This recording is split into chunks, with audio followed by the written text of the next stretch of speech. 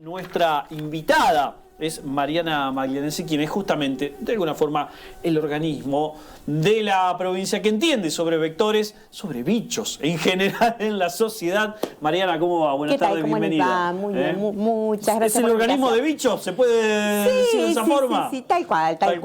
Pasan todos los bichitos, depende de la época del año, las condiciones, las problemáticas, los cambios climáticos y demás que nos sorprenden día tras día, pero hay un punto fundamental que tenemos que analizar. No quedarnos con la foto de lo que vemos hoy.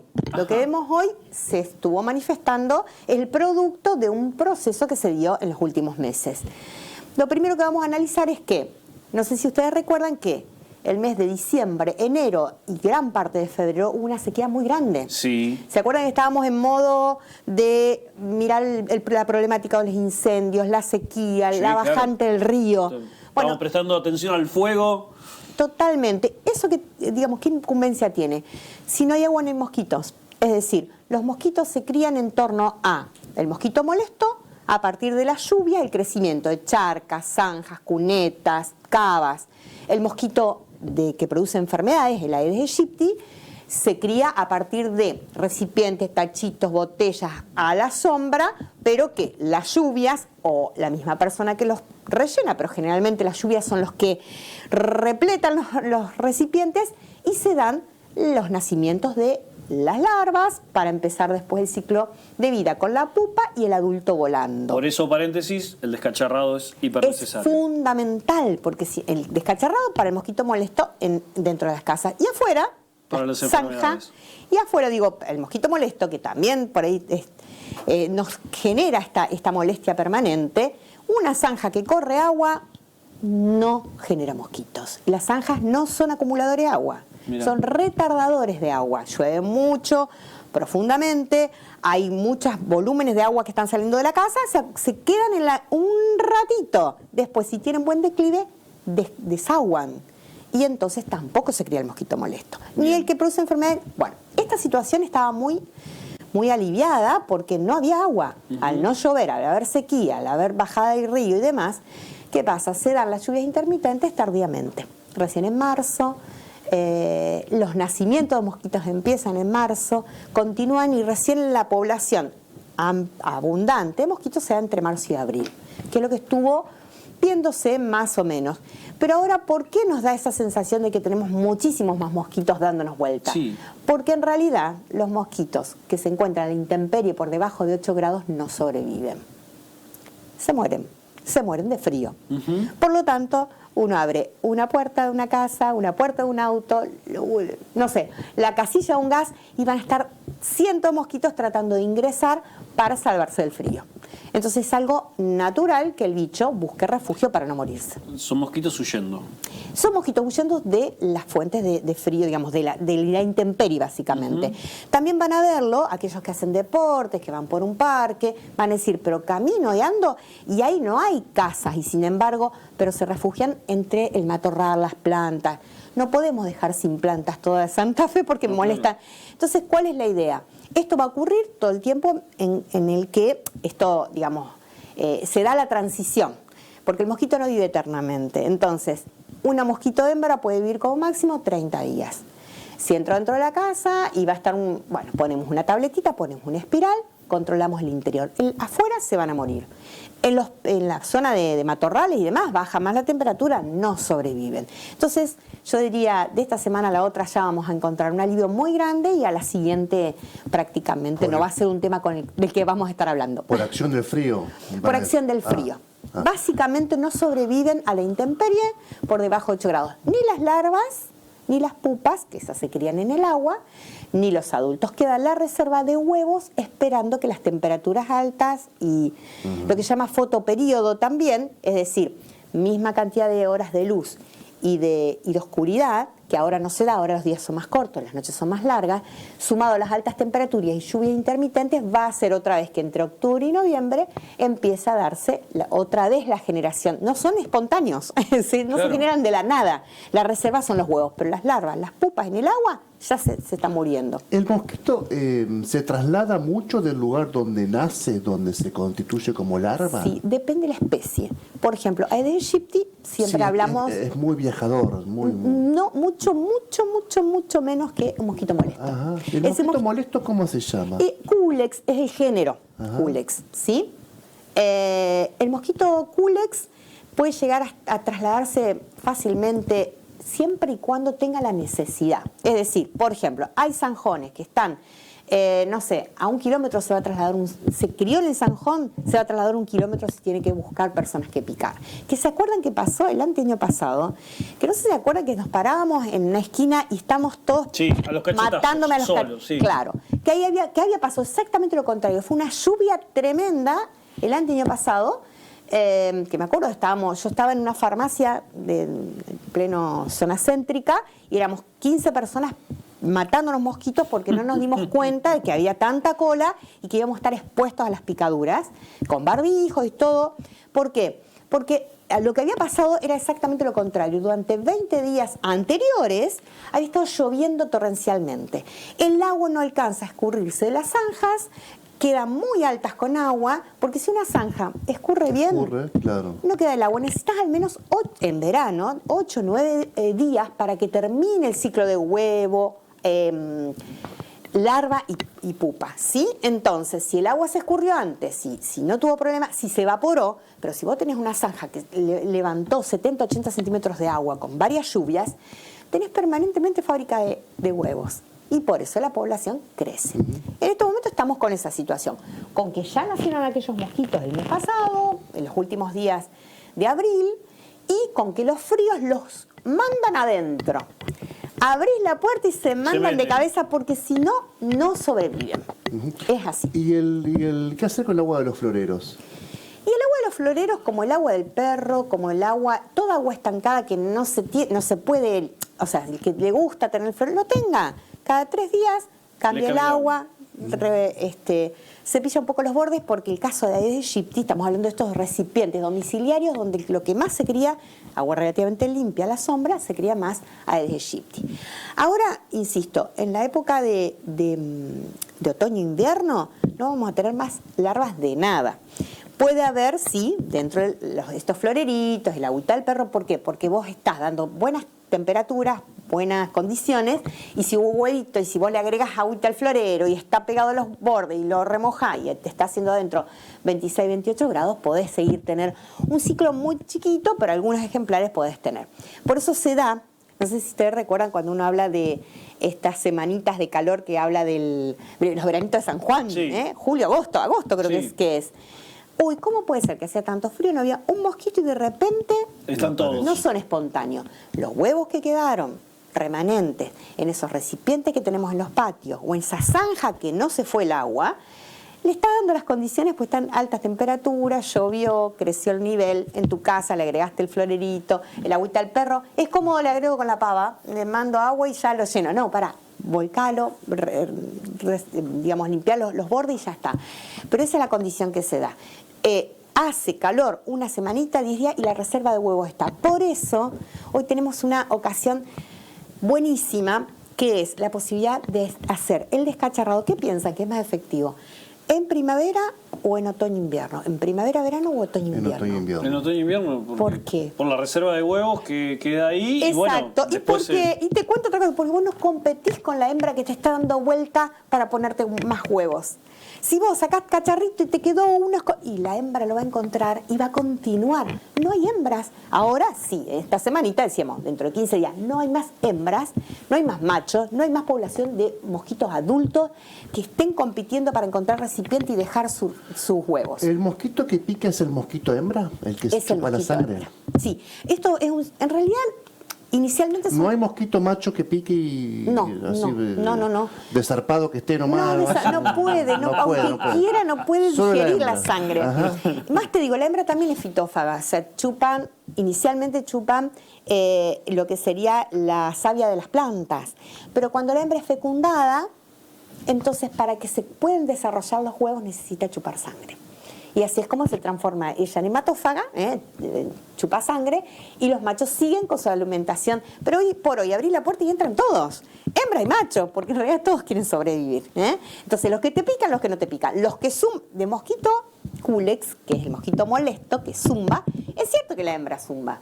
Pero ¿qué pasa? No importa si zumba o no. Es más molesto el macho. Vos lo ves dando vuelta y decía hay el doble población, pero los que te van a picar son las hembras. El Aedes aegypti ya viene con... ¿el Aedes aegypti es siempre malo transmisor del dengue o digamos nace bueno y se vuelve? Eso ya es una pregunta muy, muy buena.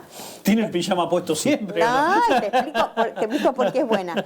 Primero, no todos los mosquitos están infectados. Empecemos por ese punto. No todos. Ninguno. En este momento, por ejemplo, puedo decir, en Santa Fe, por ejemplo, ciudad de Santa Fe, no hay mosquitos infectados. ¿Cómo lo sé? Porque en realidad los mosquitos infectados pican, infectan y enferman. No hay circulación de virus, no se han detectado casos. Hubo un único caso hace 10, 12, 15 días atrás. Estamos hablando de dengue. De dengue. Hace 15 días atrás un caso acá en Santa Fe de una persona que viajó a Brasil. Claro, era un caso importado. Importado. La diferencia entre un importado y un autóctono es que cuando vos llegás, a vos después que llegás con la enfermedad, te pican mosquitos que no estaban infectados y empieza a esos mosquitos infectados picar personas que no viajaron y ahí son casos autóctonos. Pero por lo general los mosquitos no están infectados, solo cuando se empieza esta transmisión. Pero hay un punto que vos dijiste que es así como medio clave, por eso hinchamos tanto, molestamos de salud tanto con el descacharrado, con la limpieza de patio y ordenamiento, no de mi casa solamente, porque el mosquito vuela de tu entorno, de tu barrio, de tu esquina. Hasta 100 metros a la redonda el mosquito sí. Aedes aegypti, menos que el mosquito molesto, pero lo insistimos ¿por qué? Porque existe un mecanismo que se llama transmisión transovárica. Es decir, mosquito hembra infectada pone huevos, podría llegar a transmitir el virus al huevo y después nacer ya un mosquito infectado sin haber picado a nadie. Ese mecanismo existe, se ha corroborado, hay trabajos científicos que se hicieron en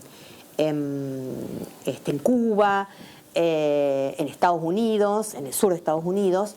Pero ¿qué pasa? Existe el mecanismo, no se corroboró en Argentina, que ese mecanismo, porque como es zona más fría, se interrumpe el ciclo, pero existe esa posibilidad. Entonces, ¿qué mejor que sacar esa reserva de huevo para, por las dudas, si hubo un brote de dengue, también asegurarnos de que de eliminar esos huevos que pueden ya nacer mosquitos infectados? Eso es lo que hicimos de la región de salud Santa Fe, donde estoy trabajando ahora.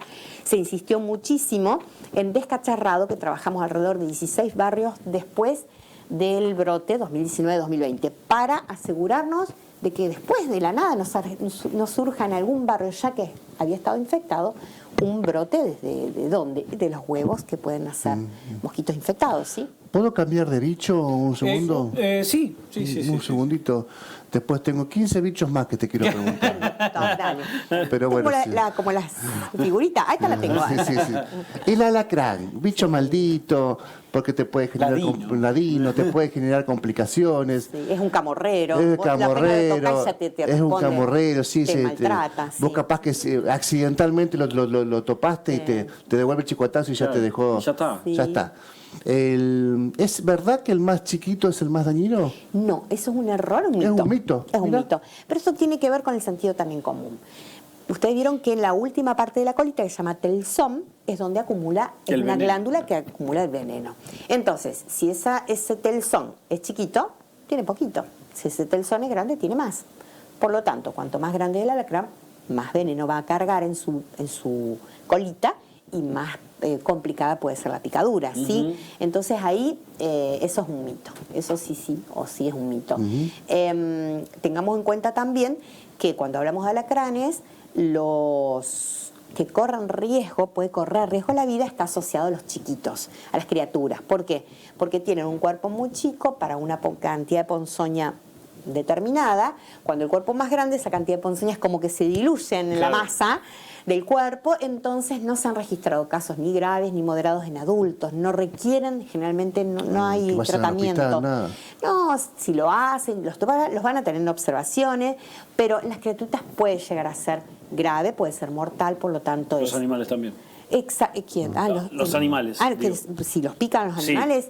No, en los animales no se ha registrado muerte. Mira. No. Esto, digamos, trabajando en zoonosis, hemos hecho así como una especie de observación permanente y no tenemos registrado, por lo menos los años que me ha tocado trabajar en zoonosis, de animalitos, mascotas, claro. que son, primero, los gatos son muy audaces y muy hábiles para mantenerlos a la raya. Y los perros han recibido una que otras picaduras. A diferencia de las personas, se ha hinchado mucho el El hocico, hocico, claro. No. pero no se han registrado muertes Sí. por alacranismo. Dos cositas así que tienen que ver con los mitos. ¿Dónde hay cucaracha y alacrán? Si es verdad o no. Y la segunda, ¿hay que ponerse hielo inmediatamente donde fuiste picado por el alacrán? Bárbaro, arrancamos con las cucarachas. Primero, el alacrán es como si fueras un león, un tigre. El tigre, el león, que es cazador, entonces va a buscar las presas, ¿sí? ¿Sabe dónde va a estar su presa? ¿Dónde está su venado? ¿Dónde está su liebre? No, simplemente recorre grandes distancias hasta que encuentra una. El alacrán pasa eso. Si hay uno o dos alacranes en tu casa, y es probable que entre en tu casa tengas o no cucarachas, porque lo que va a hacer es, va a entrar a ver qué encuentra para comer. Y va a ser conducido generalmente por lo que son el sistema de desagües, que es donde puede haber cucaracha, donde hay humedad, donde están resguardados del sol. Entonces, ahora, si vos tenés mucho alacrán en tu casa, es probable que tengan que comer, ¿sí? Son situaciones distintas. Ver un que otro alacrán no quiere decir que tengas cucaracha. Una colonia, claro. Exacto. Si bien no hacen colonia, sí, donde tenga refugio van a estar. Y si, como la ley del menor esfuerzo, como el mosquito, no te voy a volar 100 metros. Si tengo a 10 metros unas piernitas que picar, Claro. y yo tengo el tarrito ahí, voy a estar ahí, ¿sí? Y la segunda era relacionada Al hielo, al Es muy importante el uso del hielo. Y nada más. Nada más. Lo mismo que para otros animales ponzoñosos, como víboras, que vieron que hubo ese accidente, era 20 días atrás, de una mordedura de yarará en la Sí. costanera. Bueno, nada, el papá iba a creo que a cortar o a morder para extraer el veneno. Sí. Nada de eso. Puede complicar la situación. Nada de cortar, nada de morder, nada de quemar, nada de poner orina con barro. Orina, claro. Nada. Pasan estas Por favor, cosas. ¿cuántas veces escuché eso? Es que sí, pero ¿cuál es lo No lo hagan, no lo hagan. No lo No lo hagan, hagan. no por el contrario, torniquete, no, por favor, que pueden llegar a complicar tanto. Si un miembro inferior superior afectado, pueden complicarle la situación, puede haber una complicación de coagulación, porque hay un problema de coagulación, por ejemplo, con yarará, y puede llegar a digamos, complicar el cuadro hasta que, no sé, una amputación, digo, por meter un torniquete. Claro. Es una barbaridad. Hielo, ¿por qué hielo sí? Porque el hielo amaina el dolor. Quien se torció un tobillo, Sí, claro. te pone un hielito, te desinflama. duerme el pie, claro. Te duerme el pie, te desinflama. Por lo tanto, el sistema, digamos, nervioso, o sea, toda la cuestión. El tema de la picadura de alacrán es neurotóxica, entonces afecta el sistema nervioso.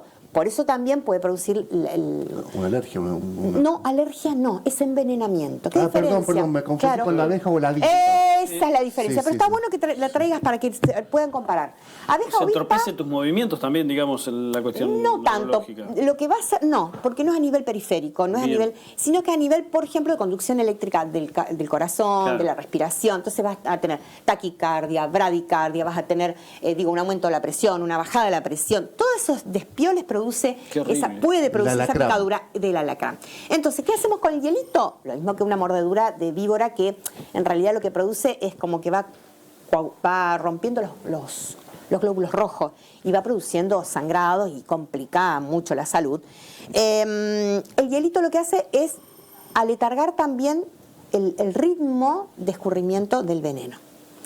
Entonces, al aletargar el escurrimiento del veneno, o sea, la circulación es como un poquito más lenta. Sumado a eso, estás produciendo un efecto analgésico, porque el frío Claro. hace que las terminaciones nerviosas no sientan tanto dolor y mejora la situación. Y el centro de salud más cercano, Ahora te agarran la isla y no tenés hielo. ¿Qué recomendás? agua fresca, un pañito con agua fresca, la isla que no haya agua fresca, por ahí, un pañito con agua. Claro. Y si no, no hay nada para poner. Siempre, por ejemplo, el caso de la isla seguramente asociado a las víboras, hay que tratar de evitar si hay un anillo, si en el dedo, sacar el anillo cuanto antes. Se dematiza mucho, se inflama mucho el miembro que es afectado por mordedura de víboras. Entonces hay que sacar antes de que una pulserita, un anillo, un cinturón, antes de que se hinche. Y ir lo más rápido posible. Las picaduras de alacrán para las criaturas es conveniente actuar antes de las 2 horas.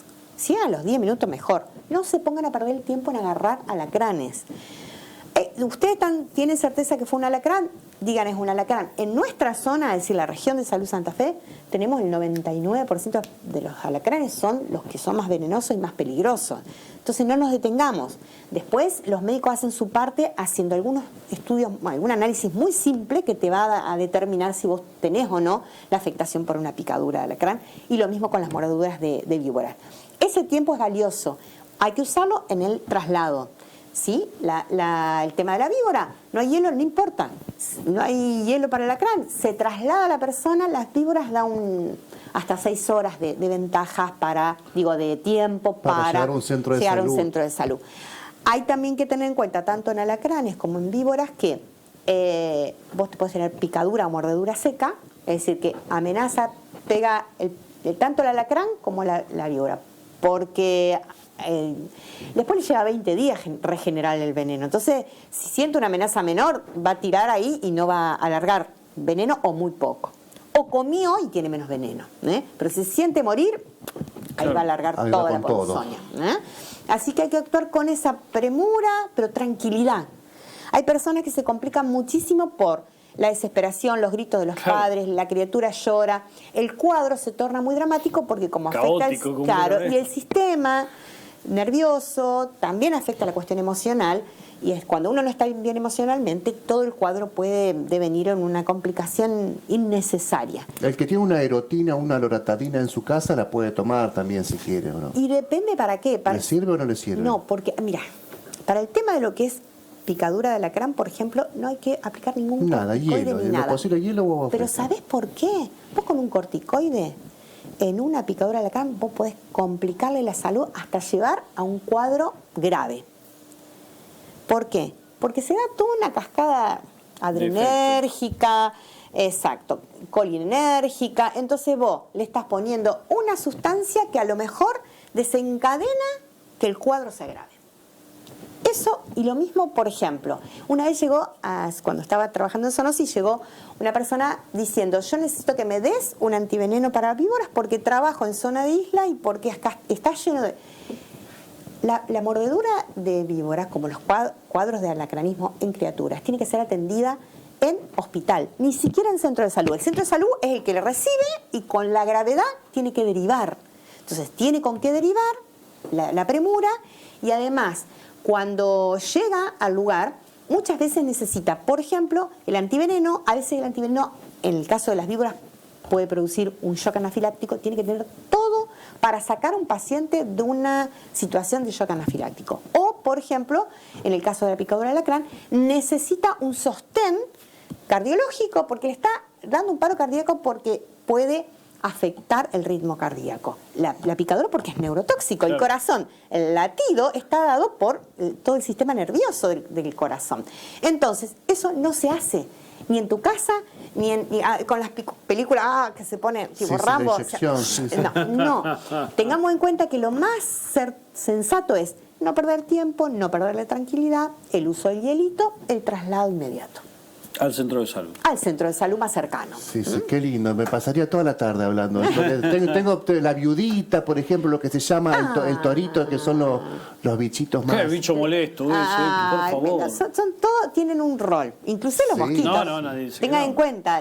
Por eso hay un punto que, si me permiten, yo me gustaría dejar bien en claro. ¿Y por qué no están fumigando? Lo primero que dijeron. Eso te iba a preguntar hoy, antes de cambiar el tema. ¿No es necesario fumigar con lo que acabas de decir? No solamente no es necesario, no es conveniente, no es contraproducente.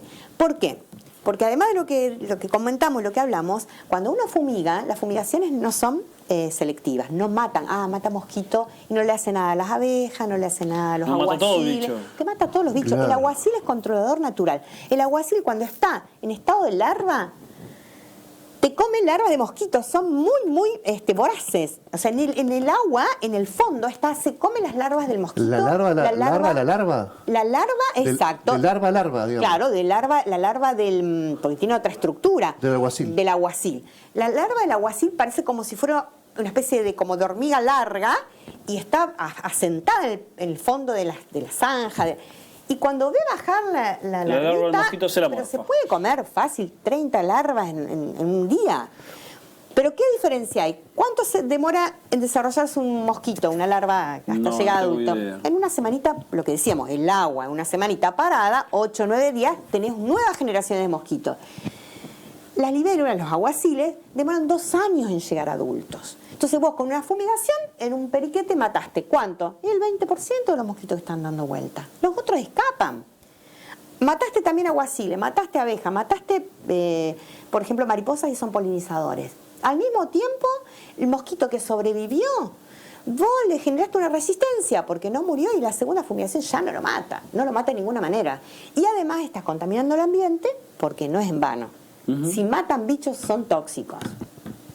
Pero sí, no tienen persistencia, es cierto. Pero como no tienen persistencia, ¿para qué lo va a echar si vas a matar lo que está dando vuelta el 20%? Vos sacás el agua. No tenés más la fábrica de huevos, ni adentro de tu casa, que Ni es el afuera. mosquito que te produce enfermedad, ni afuera. Ahora, esto es un llamamiento que estaría bueno que lo tomen en cuenta porque es barato y porque es efectivo. Aquellos que tienen a cargo lo que es la parte de zanjeo, si vos mantenés con declive una zanja y no se acumula agua, El agua corre, claro. corre, no, vos necesitas, dijimos, 8 días para tener la siguiente generación de mosquitos. Ahora, en el caso de la Aedes aegyptis, es política de Estado ir a fumigar el barrio donde hay un caso positivo. Exactamente, y está muy bueno que traigas a colación este. La única situación donde se justifica la fumigación es cuando hay caso de dengue, sea un caso puntual, sea un brote, una epidemia. ¿Por qué? Porque en realidad estamos pensando que hubo un caso de dengue, o a lo mejor 5 o 10 o lo que fueren, y ese mosquito está dando vuelta infectado y va picando a otras personas y se está extendiendo un brote. Hay que atacar Entonces eso. hay que atacar. Matar mosquitos infectados, no controlar poblaciones de mosquitos. No estamos controlando. ¿Por qué cuando hacemos bloqueo de caso, que se llama eso, es el ir al barrio, La Manzana y las otras 8 perimetrales, a hacer un bloqueo de caso? ¿Qué es bloquear el caso? Es pensar en la lógica del mosquito que vuela 100 metros a la redonda, fijarte la población en riesgo y hacer 3 acciones. Una tiene que ver con la fumigación para matar mosquitos que estén dando vuelta infectados.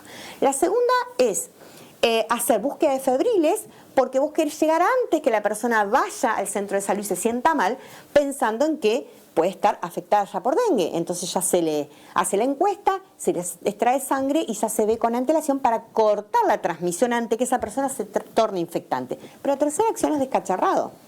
Limpieza de patio, ordenamiento. ¿Qué es lo definitivo? ¿Qué es lo definitivo? ¿Por qué? Porque estamos evitando que la hembra infectada ponga huevos que pueden llegar a ser ya infectados.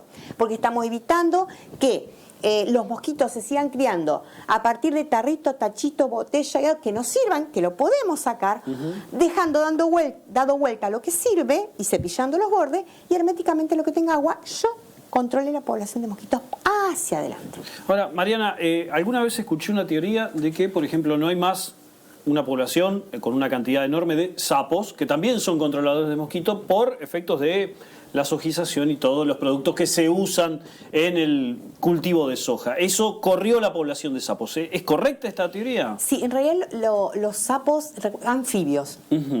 Anfibios. Bio es el medio, ¿sí? Anfi habla de 2.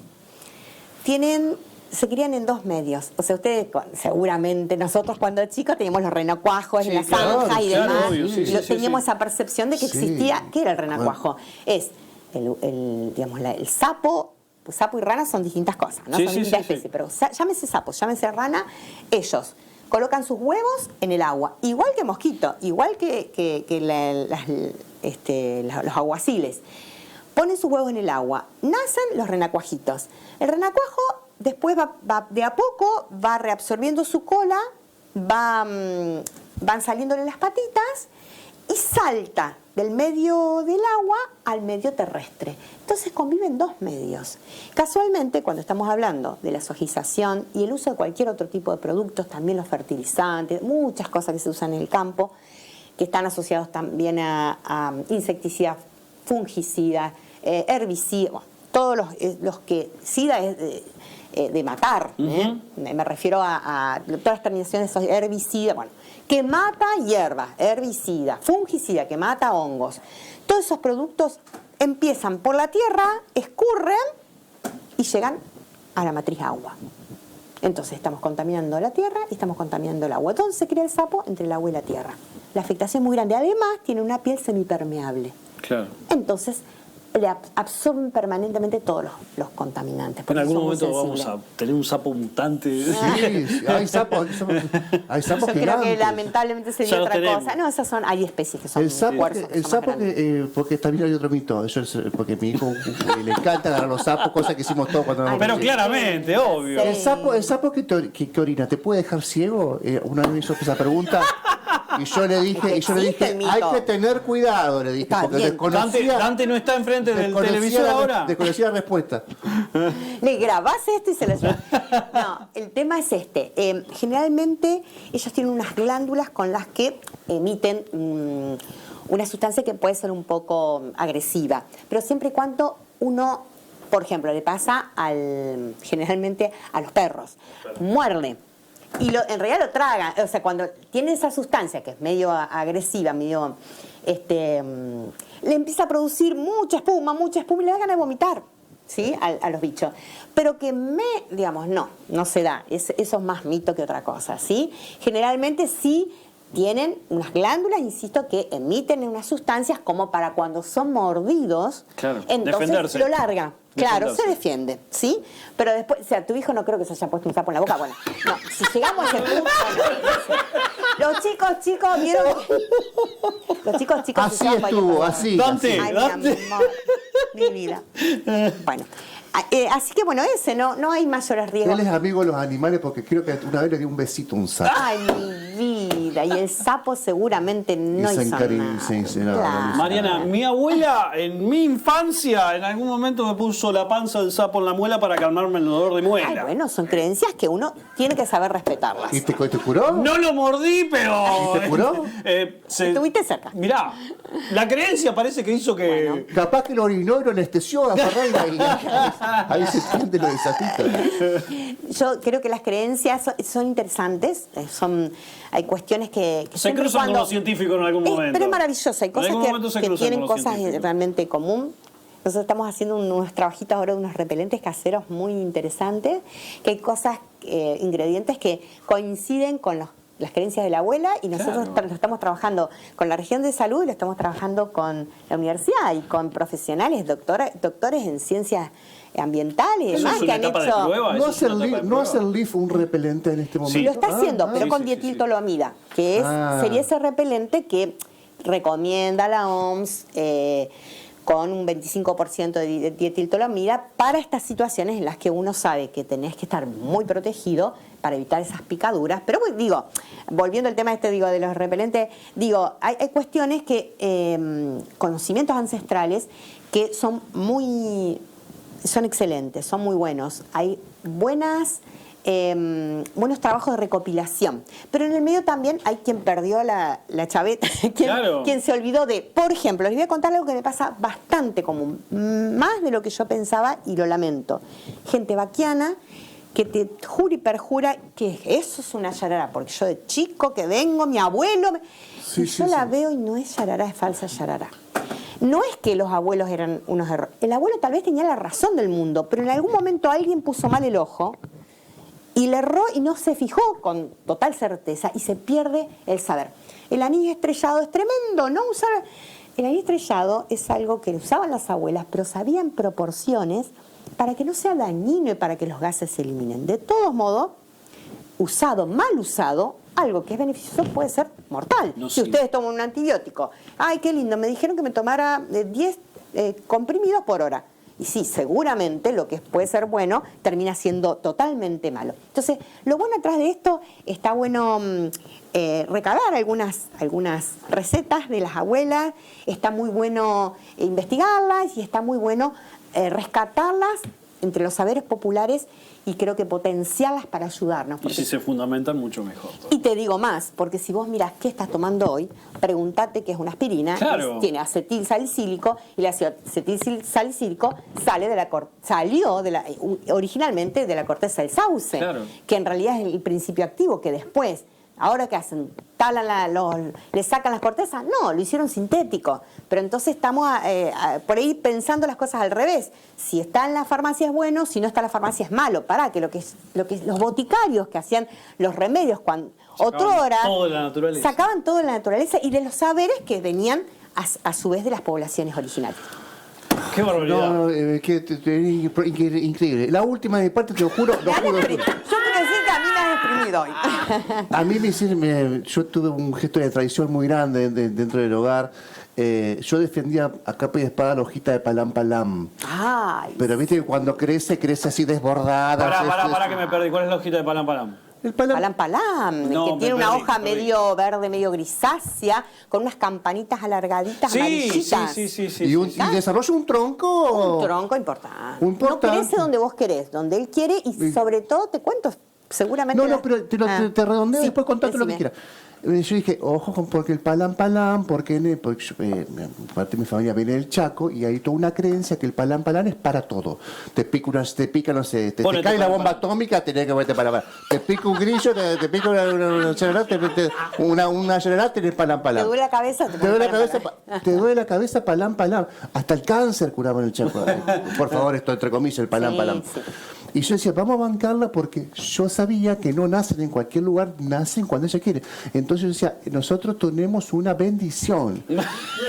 ¿Sabes qué pasó? Me fui, me ausenté unas horas y cuando llegué estaba el palam palam en el coso. Ya estaba en el contenedor de la esquina. Ya había sido asesinado. Yo quiero, porque esto está siendo grabado, quiero que expliques Con las virtudes. por favor. Yo voy a contar las virtudes que yo conozco porque también en mi casa había palam palam y la idea, cuidado del palam palam. No toques. El palam palam primero es una... lo van a ver acá, salgan de acá, miren para arriba y están los palam palam. Sí. ¿Por qué están acá? Porque en realidad el palam palam necesita suelos alcalinos. El suelo alcalino, o sea, lo contrario a lo ácido, está muy fácilmente, aparece donde hay cal, porque la cal es óxido de calcio apagado, es hidróxido de calcio, y es alcalino. Entonces, en toda pared que vos revocaste y que le metiste algo de cal, ahora ya no se usa mucho la cal, pero bueno, donde haya escombro, Exacto, donde ahí nació. eso. O viste, entre la veredita, ahí en el rinconcito me está levantando la pared, porque está la cal y está muy cómodo porque le beneficia, necesita dentro de sus nutrientes alcalinidad. ¿Sí? Entonces eso es lo primero, no nace donde quiere.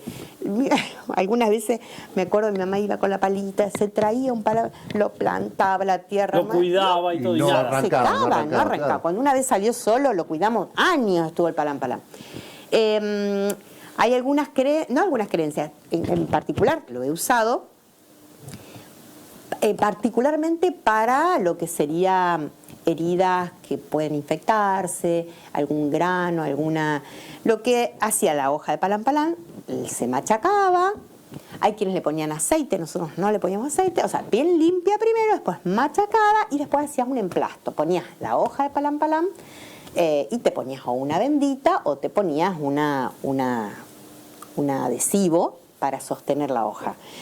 Y era increíble, pero a las 2 horas, 3, vos sacabas la hoja seca, achicharrada, y la parte, digamos, de la herida desinflamada, el pus muy... Obviamente que, digo, no quiero ir presa con esto. No.